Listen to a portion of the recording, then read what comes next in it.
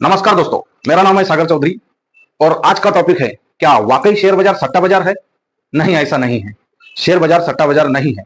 अगर शेयर बाजार सट्टा बाजार होता तो इसमें लाखों लोग इन्वेस्ट करते हैं, लाखों लोग इन्वेस्ट करते हैं। और म्यूचुअल फंड्स जैसे हो गया, जिसको आप एसआईपी जो बोलते हो आप, म्यूचुअल फंड हो गए या फाइव हो गए, फॉरेन इन्वेस्टर हो गए, या ऐसे कई बड़े बड़े लोगों का पैसा शेयर बाजार में लगा हुआ है। अगर ये वाकई में सट्टा होता तो इतने पढ़े लिखे लोग और वेल एजुकेटेड लोग इसमें पैसा नहीं लगाते। देखो, ये सट्टा बाजार नहीं है, लेकिन कुछ ही लोगों ने इसको सट्टा बाजार बनाया है।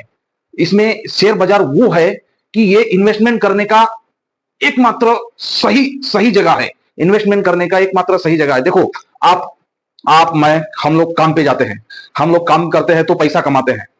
हम वहां पे हमारा टाइम देते हैं, 10 घंटा, 8 घंटा, 12 घंटा, जो भी हम हमारा टाइम देते हैं उसके बदले में हमें पैसा मिलता है। तो हम पैसे के लिए काम कर रहे हैं और हम कुछ ही पैसा बचा के, थोड़ा पैसा बचा के, हम वो पैसे को काम पे लगा सकते हैं। शेयर बाजार में हम कुछ पैसा बचा के उस पैसे को काम पे लगा सकते हैं। आप बोलेंगे ऐसा कैसे हो सकता है? हाँ, पैसे के लिए तो हम काम करते हैं, लेकिन पैसा हमारे लिए थोड़ी काम करेगा। यहां भाई साहब यही है, यहां पैसा आपके लिए काम करता है। अगर आप अच्छी कंपनी में इन्वेस्ट करते हो पैसा, तो वो कंपनी जैसे जैसे ग्रो होती है वैसे वैसे आपका पैसा भी ग्रो होता है। शेयर बाजार वो चीज है जहां अगर आपने 40 साल पहले विप्रो में केवल 5,000 लगाया होता तो आज 50-500 करोड़ हो जाता। 5,000 लगा के 500 करोड़ हो जाता।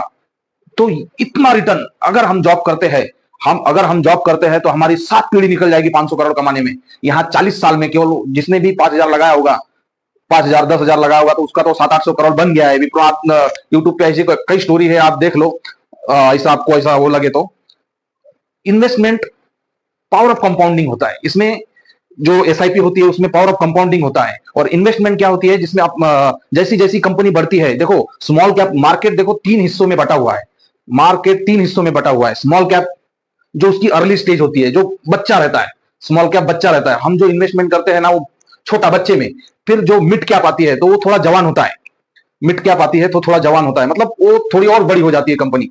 और लार्ज कैप मतलब सबसे बड़ी हो जाती है कंपनी। देखो, जो 50-60 करोड़, 100 करोड़, 200 करोड़, 500 करोड़ तक जो कंपनियां हैं वो स्मॉल कैप है। 500 करोड़ के ऊपर की कंपनियां हैं जो मिड कैप है। और 20 से 25 करोड़, 1,000 के ऊपर की जो कंपनियां हैं वो लार्ज कैप है।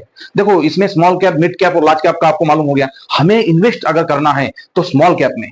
अब भाई, लोग तो बोलते इसमें लॉस होता है। अब हम कैसे फिर मतलब इसमें इन्वेस्ट करें? देखो, शेयर बाजार है क्या, शेयर बाजार है क्या, ये पहले आपको समझना चाहिए। अगर आप शेयर बाजार क्या है वो अगर समझ जाएंगे तो आप इन्वेस्टमेंट करना भी सीख जाएंगे इसमें, कि ये कंपनी अच्छी है, इसके फंडामेंटल अच्छे हैं, कैसे देखे जाते हैं वो आने वाली वीडियो में मैं बता दूंगा आपको बहुत अच्छी तरीके से। लेकिन फिलहाल हमें ये सीखना है कि शेयर बाजार होता क्या है और ये कैसे काम करता है। देखो, सपोज एक कपड़े बनाने वाली फैक्ट्री है, एक कपड़े बनाने वाली फैक्ट्री है। वो पहले से ही मतलब अच्छा परफॉर्म कर रही है। उसको उनको ना और कपड़ा बनाना है। जैसे वो पहले महाराष्ट्र में करते थे, गुजरात में भेजते थे कपड़ा, अब उनको पूरे भारत में भेजना है कपड़ा। उनको ऑर्डर आ गया है, वो पूरे भारत में, और एक्सपोर्ट भी करना है। तो उनको चाहिए पैसा, और मशीनें लानी है, और स्टाफ हायर करना है, बड़ा यूनिट लगाना है उनको। तो उनको चाहिए और पैसा, फंड चाहिए यहाँ पे। तो ये कहां से आएगा? ये यहाँ से तो बैंक से लोन लो या फिर पब्लिक आईपीओ निकालो। तो ये लोग क्या करते हैं, देखो बैंक में लोन लेंगे तो बैंक में लोन भी चुकाना पड़ेगा और इंटरेस्ट भी देना पड़ेगा।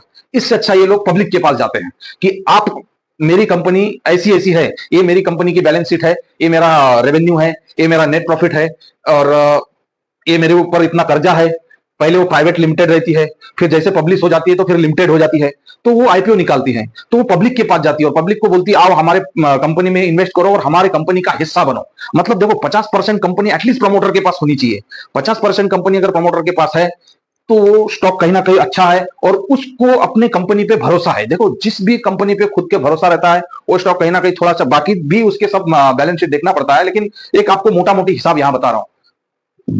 तो ये वो उसको प्रमोटर की होल्डिंग बोलते हैं, जो हिस्सा उसका रहता है। अब ये क्या होता है कि आप, वो कई ऐसे छोटे छोटे छोटे छोटे पार्टनर ढूंढता है। तो हम जैसे उसमें इन्वेस्ट करते हैं, उसमें फिर कई फॉरेन इन्वेस्टर भी आते हैं। अच्छा स्टॉक है ना, तो फॉरेन इन्वेस्टर आते हैं, म्यूचुअल फंड वाले आते हैं, जो जिसको आप एफआईएस डीआईएस कहते हैं, वो सब आते हैं। उसमें बड़ी बड़ी लोग इन्वेस्ट करते हैं।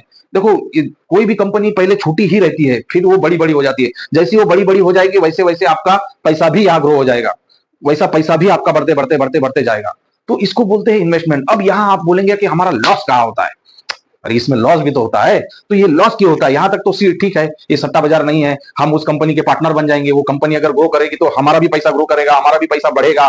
तो फिर यहाँ लॉस कहां होता है? देखो भाई साहब, यहाँ लॉस वहां होता है अगर देखो मार्केट में अगर कपड़े की 10 दुकान खुली, कोई भी मार्केट में अगर कपड़े की 10 दुकान खुली तो उसमें से 4 या 5 ही दुकान चलती है बहुत अच्छे से, बाकी नहीं चलती उतने से, कुछ इशू रहते हैं, कुछ फाइनेंशियल इशू रहते हैं, किसी का प्रमोटर भी अच्छा नहीं रहता है। या तो मैं दुकान की बात कर रहा हूं, अगर मैं कंपनी की बात करूं तो कंपनी का अगर प्रमोटर अच्छा है, कंपनी का अगर प्रमोटर अच्छा है तो कहीं ना कहीं वो कंपनी ग्रो करती है। देखो स्टाफ अच्छा रहता है, सीईओ अच्छा रहता है, तो वो कंपनी कहीं ना कहीं ग्रो करती है। और जिसका प्रमोटर ही अच्छा नहीं है, देखो प्रमोटर है पार्टी में मस्त है, जैसे विजय माल्या है थे, वैसे अगर कुछ रहेंगे तो वो लार्ज कैप भी कंपनी कभी कभी डूब सकती है। जैसे मैं आपको बोला था कि स्मॉल कैप कंपनी बच्चा, लार्ज कैप मतलब मिड कैप कंपनी फिर वो जवान हो जाता है, और लार्ज कैप कंपनी जो बुजुर्ग हो जाता है। अब आप बोलेंगे बुजुर्ग होने के बाद भाई साहब मरता तो नहीं है, मतलब शेयर नीचे तो नहीं जाता है लार्ज कैप बनने के बाद। देखो लार्ज कैप बनने के बाद वो बहुत धीरे धीरे ऊपर जाता है, लेकिन एटलीस्ट वो डायरेक्ट डबल टिबल नहीं होता है फिर। जैसे यहाँ पे जैसे स्मॉल कैप में डबल आपका पैसा 1000 है, जैसे एटलीस्ट आपने 1000 भी इन्वेस्ट किया तो 1000 का भी 10,000 बन सकता है, 10,000 का भी 1 लाख बन सकता है। यहाँ पे उसमें वैसा उतना जल्दी होगा नहीं, यहाँ पे आपका 1 साल में भी हो सकता है और 1 महीने में भी हो सकता है। देखो लार्ज कैप में उतना होगा नहीं, लेकिन यह है कि उसमें हमारा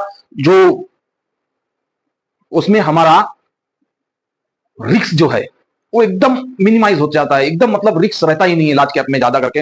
रिस्क क्यों नहीं रहता? क्योंकि वो ऑलरेडी बड़ी कंपनी हो चुकी रहती है, इतनी बड़ी कंपनी हो चुकी रहती है कि हम इतनी बड़ी कंपनी में किल लगा रहे हैं, इतने बड़े जहाज में अगर हम किल लगा रहे हैं तो उतना बड़ा जहाज एक किल के लिए तो डुबाएगा नहीं।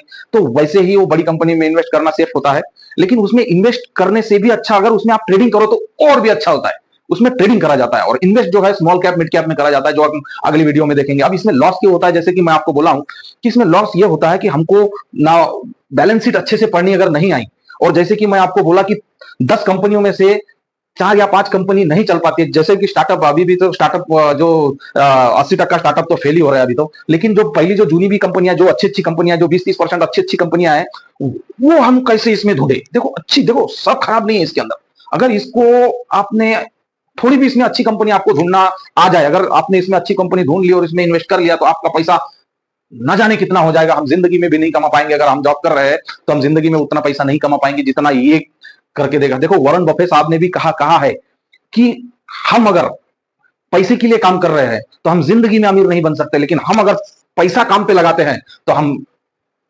कभी भी अमीर बन सकते हैं। हम अगर सोते सोते भी पैसा कमाएं तो ही हम अमीर बन सकते हैं।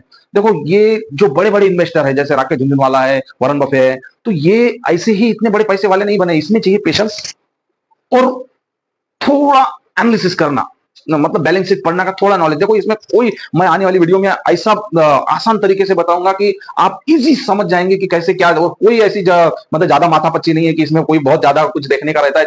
10-12 पैरामीटर ऐसे रहता है जो देखने का रहता है, बाकी कुछ नहीं है। वही हम अगर देख ले तो इसमें लॉस होने से बच सकते हैं हम, और हमारा पैसा 2 गुना, 4 गुना, 10 गुना, 100 गुना हो सकता है इसमें। अगर ये वीडियो आपको अच्छा लगा तो इस वीडियो को लाइक करो, शेयर करो और सब्सक्राइब तो कर ही दो यार। नमस्कार।